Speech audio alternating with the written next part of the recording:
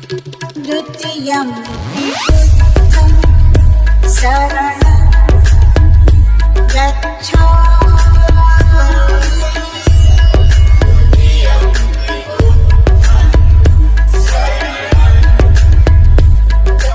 From class 7, my school name is Lord Buthai School and College, Manda Khas, Prayagraj. It's a great honor for me that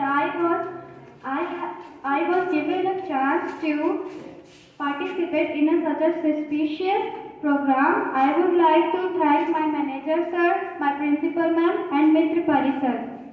We are given a topic for debate, Internet Abhishap hai ya Vardhan. I want to give my opinion against the topic. हर चीज़ में कुछ अच्छाइयाँ होती हैं और कुछ कमियाँ या बुराइयाँ होती हैं और मैं समझती हूँ कि अगर लाभ का अनुपात हानि से अधिक है तो वो लाभदायक होगी और हानि का अनुपात लाभ से अधिक है तो वो हानिकारक होगी। ठीक यही बात इंटरनेट के लिए भी है। माना कि इंटरनेट की सहायता से बहुत सी सहूलियतें हैं, काम आसान हो जाते हैं, समय की बचत होती है, हम अपने संदेशों को बहुत दूर तक सेकंडों में पहुंचा सकते हैं, पढ़ाई के लिए बहुत से कंटेंट हो सकते हैं, चैटिंग की जा सकती है और ऐसी बहुत सी चीज़ें गिनाई जा सकती हैं। लेकिन नेट पर किसी भी विषय में 1000 उत्तर होते हैं, उसमें से कुछ गलत, कुछ अप्रामाणिक और कुछ विरोधी उत्तर भी होते हैं। अब उनकी प्रामाणिकता चेक करने में बहुत ही कंफ्यूजन होता है और बहुत ही मुश्किल होती है और नेट का अधिक उपयोग करने से पढ़ने और याद करने की शक्ति क्षीण हो जाती है।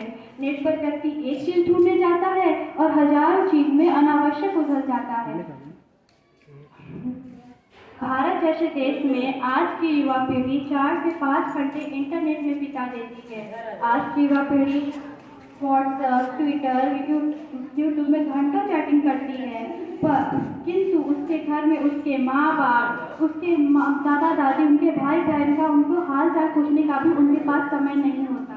उनके पड़ोसी का उनको कोई पता नहीं होता।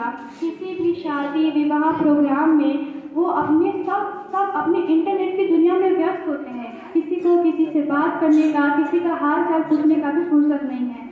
नेट पर आप बहुत अच्छी वीडियो देख सकते हैं, लेकिन एक अच्छी वीडियो के साथ साथ आप जाने कितनी अश्लील वीडियो को देख जाते हैं जो कि एक बच्चे और किसी व्यक्ति के लिए लाभदायक नहीं है। तमाम असामाजिक घटनाएं इंटरनेट प्रेरित है।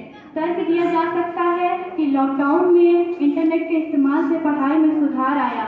अगर इस बात को सच मान लिया जाए तो लॉकडाउन में बच्चों के बौद्धिक स्तर या विद्वानों की संख्या में वृद्धि होनी चाहिए, जबकि वास्तविकता तो यह है कि बच्चों का बौद्धिक विकास न होकर उनकी आदतें अवश्य बिगड़ गई हैं। ऐसे बहुत से वैज्ञानिक विश्लेषण आ चुके हैं जिसमें बच्चों का अधिक देर तक मोबाइल या कंप्यूटर यूज करने से उनका बौद्धिक सोचने समझने की क्षमता, उनकी आंखों की रोशनी और उनके पढ़ने लिखने की क्षमता कम होती जा रही है।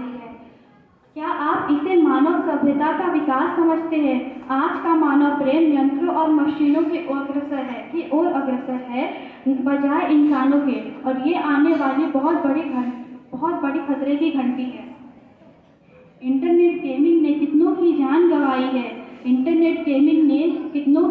गंवाई है। जुए और सट्टेबाजी ने कितनों को खाक मिलाई है। ऑनलाइन पढ़ाई के नाम पे लड़के लड़कियों की चैटिंग खूब कराई है। अंजू और सीमा हैदर ने महिलाओं की इज्जत खूब बढ़ाई है। लाखों मील की दूरी सेकंडों में तय कर लेती, पर बीमार पड़ोसी के घर की दूरी खूब बढ़ाई है। इंस्टाग्राम, ट्विटर पर आपके 1000 दोस्त होते हैं, पर बहन को भाई से और भाई को बहन से मिलने का अवकाश नहीं देता इंटरनेट। लाखों की भीड़ में बिछड़े दिलों को मिलाता, पर दिल से प्यार और अपनापन छीनता है इंटरनेट। सबसे ज़्यादा झूठ और गलत सूचनाओं का भंडार है इंटरनेट। सबसे ज़्यादा समय बर्बादी का सामान है इंटरनेट। सबसे ज़्यादा अश्लीलता परोसने का प्लेटफॉर्म है इंटरनेट। अपनों को अपनों से दूर करने का इंतज़ाम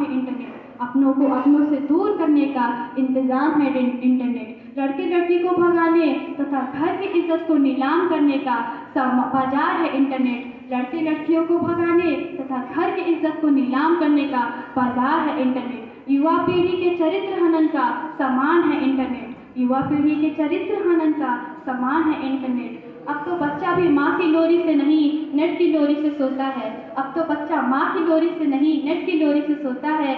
माँ और बच्चे के बीच के रिश्ते की दरार है इंटरनेट। माँ और बच्चे के रिश्ते की दरार है इंटरनेट। अब खत्म होता मानव से मानव का अपनापन, खत्म होता मानव से मानव का अपनापन।